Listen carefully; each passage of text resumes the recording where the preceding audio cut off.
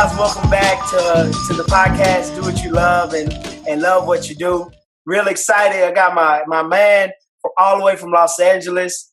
Just the first person I've been able to reach out to on that time, man. And that time difference it's a monster, it's a beast. Trying to coordinate schedules like that. But just a blessing to have my guy Cary on here. Cary, man, say what's up to the people out here, man. Excited to have you on the show. Oh, man, peeps, I love you so much. Thank you so much for having me all the way from Los Angeles. Hey, I know we're bi-coastal right now, but I really appreciate your time. And I'm honored to be a part of what you guys do, just chasing dreams and executing them. You know what I mean? Yeah, man. Yeah. And, I just love to have people like you who's been there. It's in the trenches. It's grinding it out every day, man, and just spreading that message of hope at this point and chasing freedom, man, and as I want to share the story how we connected, man. I was on Instagram and, has the recommended friends to follow. And I just started looking at your posts and it seemed real organic. So I was like, man, let me follow this guy. Then you had a podcast going and that was really powerful, man. I listened to maybe like 3 back-to-back podcasts. Oh, wow. And then I'm honored, bro. Yeah, man. Your guy you had on there, I forgot his name off the tip of my tongue. Yeah, but that one was really hit it home. And after that, man, I was like, man, I got to reach out to this guy and get Cary on the show because he has some knowledge that I need and that I know everybody needs. So, that's how we connected, brother. So I know I've been on your website. I kind of know your story, but just share with us, man, your background and, how you got to this point. Yeah. Well, first of all, again, Coach, thank you so much, man. And for allowing me to share, we all have our stories and it's one thing to just say, hey, we all have our stories, but it's one thing to just truly go out there and wear your heart on your sleeve and really take it to the next level. And that's just being out there. You know what I mean? Going out there and just telling your story unapologetically. And so that's what I started doing, bro. So, at age 7, I always knew that I had this gift to be in front of people and to share a message. And I didn't know exactly what that was, but that heart was tugging at me at such an early age. And so being out here in LA, especially being Asian American, bro, you have tough competition. You know what I mean? So, you got to do what you got to do to make your parents proud and get good grades and stay out of trouble, which I did for the most part. And so right out of college, man, I got my first job at Fox Sports, cutting highlights for the Lakers and the Dodgers. And I wrote the script for the show. And so I was like, man, I'm living the dream. Right. You know what I mean? Like making my parents proud. My girlfriend was proud at the time. Right. And but a year and a half in, I was only 21. And man, I just wasn't happy. And so I joined a rock band for 8 years. Rock band. Yeah, I was a rocker, bro. And just gracing the stage, you know what I mean? Just singing. And I thought that was my message. I thought that was my 7-year-old dream coming true.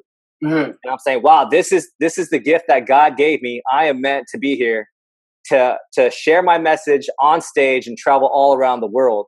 So long story short, Coach, that dream was short-lived. And, within months, man, I was selling cable TV door to door. And it was during that moment, man, I was like, dang, dude, how can I be on stage in Hollywood at the biggest rock clubs, performing in front of hundreds and thousands of people, opening for these big acts, right? Right. People screaming our names and wanting to take our pictures, sign their CDs. And then yet here I am now going door to door with the door slamming on my face and people treating me like I have some sort of illness or something. And that was one of the all-time lows that I had to face. And so it was during that time that I had to really, that low point was a gift, bro, because when you have so much pain, when you have so much confusion and not a good grip in life, that's when you really find out who you are. Yeah, man. And man, that's powerful, bro. So explain to me, man, this self-mastery, self-ownership piece. I'm real interested in hearing more about that. And how do you teach someone maybe like us, like me, myself, and our listeners about that? Is it a step-by-step process? Is it, an action plan, or is it more mental? How does that work? Yeah, man, you're not going to like this answer too much, but like our body is so unique like that. It's more than just a step-by-step plan. You know what I mean? Our minds, all of our stories, all of our experiences are so dang unique to each and every one of us that it's bigger than just a 10-step mastery process, right? However, given that though, people love structure, people love framework. Right. And as spiritual and as gifted as we are, it's not so much saying, hey, just be vulnerable and be transparent and do what you got to do and love yourself. So take 10 selfies and put it on Instagram. It's not like that anymore. You know what I mean? That's what we see on Instagram. That's what we see on Facebook. But it's really, at the end of the day, you have to ask yourself and you have to understand that you, coach, me, myself, we are governed by our inner conversations. Okay. Right. And so no matter what people tell us, no matter what we read and say to ourselves, we are still going to act in accordance to what we tell ourselves inside. And so I could say, like, Coach Crane, you're a dope, man. You're going to be this and this and that. But because of your experiences, because of the pains that you have deep within inside you, after we hang up off this call, you're still going to be doing stuff that's dependent on what your voice tells you. And so our gift now is to be able to truly come to a point where we could bring our inner conversations out loud. And own yourself means, look, if you don't own something, then more than likely that thing owns you. Right? So if you don't own your social media, that social media owns you. Owns you, right. How often do we wake up and without even giving time to ourselves, right? Without even just mastering our day, we turn over and start looking at our emails, like looking at how many likes we got. And that determines kind of like our day. We don't take time to celebrate our own life. We don't take time to see how beautiful things are. And yet we look at other people's highlight reels, and that's going to dictate how we see our own lives to start the day. So we are already at a point where we're insecure, right? We have to play like we have to keep keeping up with the Joneses. and it's a tough life, dude. It's already tough in itself, man. Right? But at the end of the day, are who or what is in control of your conversation? So right, what can you do? Yes, go ahead. Yeah, I would say go deeper into that inner conversation with yourself. You know, for me, being that, you know, I'm very spiritual. My background, you know, is my faith in God and in Jesus Christ. So I definitely understand the spiritual piece. But I really am getting to know the other side, like you said, the inner conversations. You know, and in itself is growing my faith. You know, it's bringing me closer to God because I know that's where my power source is coming from. Speak about that inner conversation piece, and what does that look like for maybe a beginner who say, hey, you know what, man, I'm still a pizza delivery man. You know, how do I start? Sure. Well, whether you're a pizza delivery man or living in truth, that's a beautiful process, right? And so it's owning where you are now and understanding. And I want you to say to yourself right now, if we're talking about inner conversation, I want you to say, where I am right now is where I need to be. And understanding that, right? However, coach, like for example, I want you to say to yourself right now, I am okay. I am happy with where I am. I'm happy where I'm at right now. Yeah, but I'm just too damn good to stay here. But I'm just too damn good to stay here. Right. And so whether you're living in truth, right, you're talking about living in truth. You're talking about your spirituality and having God as your source. See, this is where people start to get crazy over this is that, yes, understandably so. I believe that too. Right. But sometimes what people believe God tells them to do and they act on it, it comes a different outcome than what you had wanted it. Right. Right. And so again, whether you think it's from God or not, you're still going to be altered by what you tell yourself. And so you got to ask yourself in a Socratic way. They call these Socratic questions like, why? So why am I thinking this way? Where is these doubts coming from?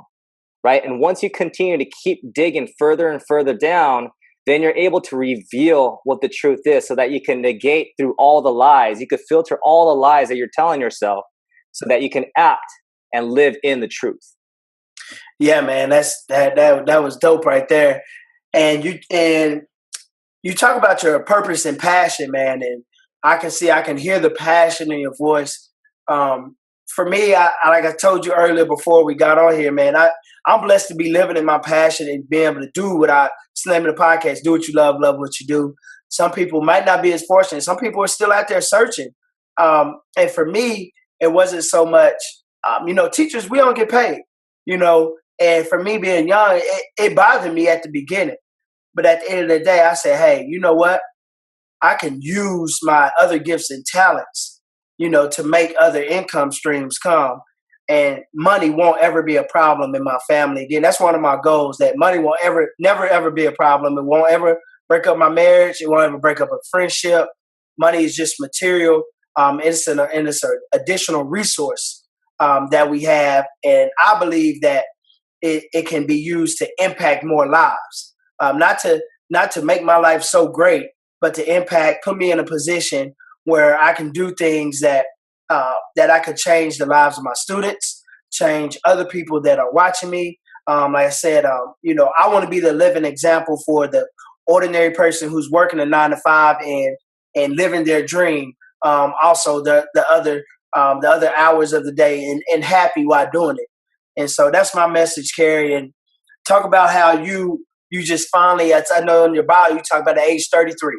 That was your passion moment.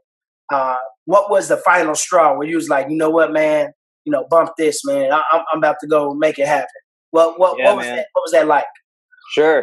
So I appreciate you giving me this opportunity to explain that. But really, it was always going back to that vision that I had. It's beyond a dream. It's a vision, this mission that I was crystal clear about. And again, talking about tying that in with passion. When passion is a buzzword these days, that's ambiguous, right? It's very abstract now. It's very internal. It's very intrinsic. And so you have to define exactly what that means. Passion is what you're willing to suffer for. Passion is passion of the Christ, like Jesus Christ died for his passion.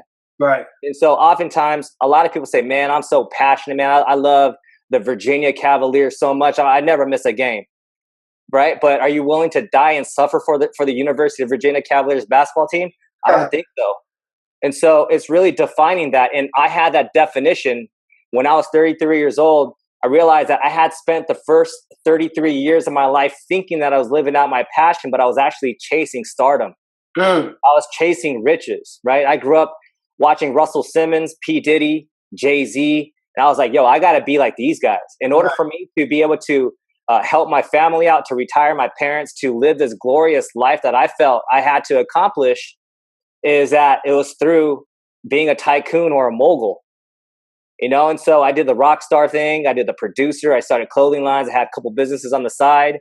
Right. And I was working out until I fell flat on my face. It was during that moment where I heard Les Brown say, listen, man, I don't care how deeply you fall. If you can look up, then you can get up. You could get up. You can look up, you can get up. I love when you say that, man. Yeah. So it was at that trenches when I was married to my wife. We got married on the Oprah Winfrey Network show called Don't Tell the Bride, which is awesome. Yeah. Reading about that, man. Yeah. I was going to ask you about that next, man. It don't look like you gave that show good reviews, man. Man, no, you know what? The only thing that's been great was the 5-minute clip that they had saved. That's on YouTube. So they made that beautiful. That's all I could be thankful for. Had an amazing wedding. But man, I tell you what, after we got married, I realized that, wow, I had spent the first 33 years of my life trying to be the king until I met my mentor, Hendre, who's from South Africa. And he's worked with Nelson Mandela. He's worked as a hostage negotiator. And he's a world executive coach right now. And I met with him earlier this morning because we're working on a business together right now. But it was him who truly kind of took me in and opened me up to the world of personal development and executive coaching and just being a mentor. And it was him who helped me realize that, wow, man, there's this character in the Bible named Samuel. Yeah, I know Samuel. Samuel was a kingmaker. He spent his entire life building kings of the generation. When he had explained to me who the kingmaker was, that's when I had my deepest aha moment, bro. That's when I realized at 7, God had this plan for me to build kings and queens of our next generation. So I said, wow, you know what? That's my mission. That was what this whole vision and dream of me being on this platform is not to go out there and be a rock star. It was not to be the next Asian Russell Simmons. It's to be Cary Hokama, the king and queen maker of our next generation, which we so desperately need, especially for the Asian American community and all the minority Americans right now in the U.S. Yeah, man. Before we jump into that minority piece, your book, man, Own Yourself. master your character, rise to any challenge, find time and inner peace. And what comes to my mind is overcoming basically fear and obstacles, and how to attack those things head on, and just run through that brick wall, man. Where did that book come from, and how can we find that book? Yeah. Well, first and foremost, man, I mean, you could definitely find the book on Amazon. That's the best place to get it. Okay. Yep. And however, I know that you mentioned fear is always going to be there, man. I still have fears every single day. I'm sure you do too, right? There's no way of letting fear disappear, right? But that's where you have to leverage and bring out your courage, because courage is acting in spite of fear. Okay. And cor in Latin, cor means heart. Okay. And age, the second part, courage, age means act. So despite the fears, we all have them. It's the courage. It's almost the act of your heart. Right. So I got this hat on right now. It's thou. Thou, archaically in the Bible, means you. But my passion is that you are the heart of us, the heart of us. And I'm going around now. My mission is to just travel around the world telling stories of amazing people doing inspiring things regardless of the circumstance. And so our mission is this, bro. And this is what you're doing too, is for all of us, whether we're minorities or we come from poorer places or in different circumstances. Yo, man, we have no excuse. It's a duty to live an inspiring life that's worth sharing regardless of your circumstances. And that's owning yourself. That's owning your life. That's owning who you are, right? Our battle is not the past. Our battle is not our heritage. It's not our mom or dad. Right. You know what I mean? It's definitely not the devil. You know what I'm saying? The battle is our hard work right now in order to elevate ourselves tomorrow. So it's ourselves. We got to look in the mirror, man, and own yourself, man. That accountability. As I teach and I coach my players, man, I always say, you do your job. You make sure you do your job. And as a team, we'll come together. If everybody's making sure we're doing our own job, we'll come together as a team.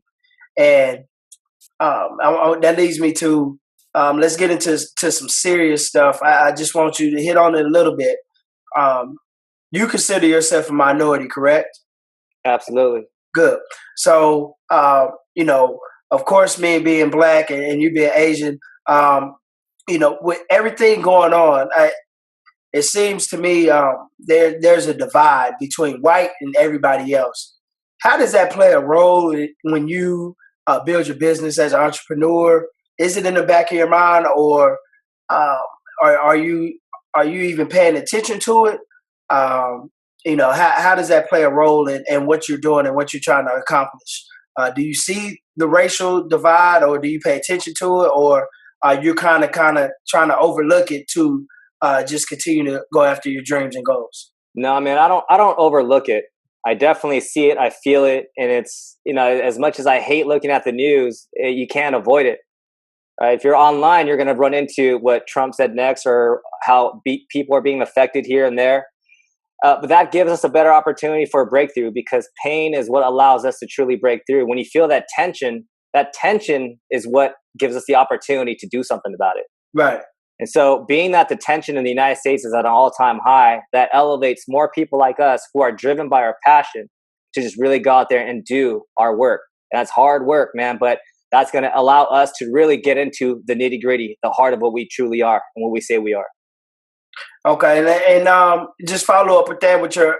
Let's continue to talk about your entrepreneurship. You said you're doing another project. Do you in your coaching? Are you coaching entrepreneurs, or are you just coaching personal development? How does your coaching come in effect when you're talking to maybe somebody who wants to start a business, but they can't afford to give up their 9-to-5? How are you telling them? What is your coaching style? What are you?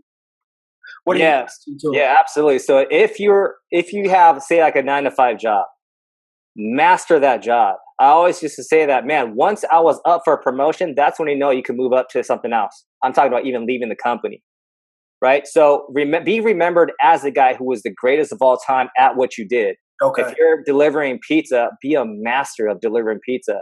Make it so that you are literally the city's greatest pizza delivery man or woman, And so you know that intrinsically, you know that you've garnered that type of qualifications to move on to the next level, right? Yeah. And we're talking about passion. And have you ever noticed, Coach, man, like who have you ever known to say, yo, man, my passion is to become an NBA referee? Like, whoever said that? Nobody. Yeah. Right? Guess what though, man? The highest paying NBA referees get paid 500 racks a year. Right? If you think about the average tenure of an NBA player is like 4 years. Right. Right? Can you imagine, like, if you just change your perspective and say, listen, man, I'm so passionate about basketball that I want to stay around the game of basketball and everything that has to do with the NBA community or basketball community for the rest of my life because I love it so much. You hear talk about people saying, like, dude, I love basketball. That's the only thing I could think of. Right. Right. And if you don't make it to the NBA, then what are you going to do? You're going to go work at Enterprise, rent a car, whatever. And you think that your dreams are done. Well, how many people have you ever thought about said, you know what, dude, I may have only gone to play D1 basketball and I couldn't make it to the NBA. But you know what? I'm going to study how I could be the best damn NBA referee in the world. Yeah. So that I could continue to transition, be upgraded to have the best seats in the house day in and day out for 82 games a year, get paid $500,000 a year and make a 20-year NBA career out of that. And be around the game that you say you're truly passionate about. Right. So if you are in a position when you're in a job, right, what kind of Socratic questions can you ask so that you are one day closer to your goal, to whatever you say your passion is? If you make that decision, Coach, a decision isn't just made one time. If you say, yo, man, I want to become the greatest coach ever in the history, right? Right. What you do after we get off the phone, you have to understand that's going to get you closer or further from that ultimate goal that you have. If you think about Les Brown and Jim Rohn and Tony Robbins, you have to think, yo, will this guy take a nap for an hour right now? I don't think he is. It's Elon Musk taking a nap or going to the bars tonight. Nah, he's busy running SpaceX, Tesla, and Solar City. You know what I mean? Thinking about what I should do. I know exactly what you mean, man. I got two my best friends, and I know they're gonna hear this, but you know, the thing is, you know, we're all successful in our own ways, but I think we sometimes I understand there's a season, and I really believe like this is my season to be a better husband, be a better father, and grind. And so, you know, the stuff that we used to do and the stuff that go to games together and things like that, you know, I have to pass on some of those things because I understand it's a season, you know. And so I love those guys. I have a very small circle. Cary is small, brother. It's small, man. And we're talking like right around here, right? Yeah, man. Yep. And you know, me and my wife, I joke at the time with my wife all the time, like, look, it's just me and you. Yep. And so you know, we're in a position right now where, you know, her family lives in New York, my family's live in Texas. So we don't have the luxury of finding calling a babysitter or taking my son over to a grandparents' house. Yeah. So everywhere I go, we gotta work it out. We gotta communicate. We make things work. But that's what I talk about. I believe I tell my boys, say, man, it's just a season, man. I said, when we get through this season, you know, I'm doing this for all of us. You know, you know, my passion is different from theirs. You know, one is a career-driven person, very structured. Want to be a superintendent of a school district, which he's probably going to be. The other one is, you know, a counselor, wants to work. I'm more the entrepreneur type, and want to leave legacies and make sure that you know, all of our families are taken care of for the rest of our lives, because we never had that. I want to be the first generation millionaire in my family, Cary. So those are the goals I'm talking about reaching. What do you say to me if you're coaching me? You know, how do I deal with, you know, kind of, you know, they them not understanding, you know, what I'm trying to accomplish. If me and you were sitting in a session right now, which I believe this is a session right now, how would you coach me through that? Yeah, your friends are there. They've been your friends, and they'll always be your friends, right? And there's this real amazing line that I heard from Russell Simmons one time. Say, yo, you got to love everybody. Look, I love everybody, but I only hang with those who lift me up. And again, we don't have time. Like, for example, man, each day that we wake up, we're one day closer to our death, man. Yeah. Right? Every single day. And so knowing that you have a legacy to carry on, you understand like what your why is. It's to be able to become that millionaire, so you can become that king and that servant at the same time, right? You want to be a king and a servant to your wife and to your son and to your immediate family members. Dude, what's your legacy going to be, and what's it going to take to get there, right? And you can't worry about people feeling butthurt or left out or any of that anymore. You know what I'm saying? So you have one person to answer to, and you already know who that is, and you have a legacy to carry on. And so, again, it's what Les Brown always says. He says, do not let other people's opinions of you become your reality. Right? And again, it's more than just saying you got to be you, because I don't like that anymore, because we always hear people say that and they take it into a different context and they post it on social media. It's just like so like out of whack. You know what I mean? Right. I don't think being you and being vulnerable and being transparent means that you have to post more selfies of yourself or post what you ate, you know, but it's really like, it's the inner game. You know, there's this spectacular book called The Inner Game of Tennis, and legacy and greatness is what you do when no one else is watching. No one else watching. When no one's watching, man. So when people always see me for the first time in a long time, like, damn, Cary, you're ripped. Man, people don't understand the time I put in, you know, into the gym when no one's looking, when I don't want to put that last set in, but I bust my butt off while building my businesses. You know what I mean? And my wife and I have been fortunate enough to invest in a few companies this past year. We have our own little duplex now. And so just building off of that and understanding that what people think about us is no longer our business, because we are living our dream. We are living our vision, our mission, crystal clear mission, bro. You lit, Cary. You lit. Man. When you understand your mission, coach, you already know your mission. You already know what that is. And so all other decisions become way easier. Man, powerful. Brother, man, I appreciate you coming on the show, man. Hey, real quick, man, here's the game. I'm going to give you a question. You only can respond with one word answers. Woo, that's hard, bro. That's hard. All right. You ready? I'm ready. All right, book. Legacy. Food.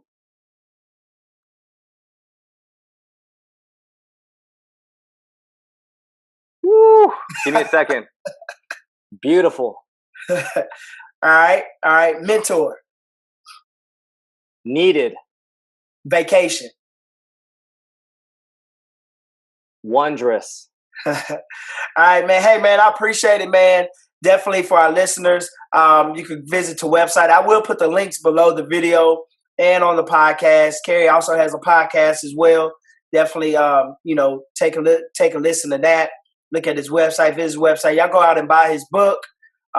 Just super blessed, man, to have you on the show. Cary, leave us with your favorite quote, brother. And thanks a lot, man. Absolutely. You want me to leave you to the best quote? Yeah. What's your best quote, man? There's a few, but one thing that comes off the top of my head right now is everything rises and falls on leadership. Oh yeah, man. I'm studying leadership now, brother. Hey, man, I appreciate it. Thanks again, man. Hey, be blessed out there. Same to you, Coach. I appreciate it.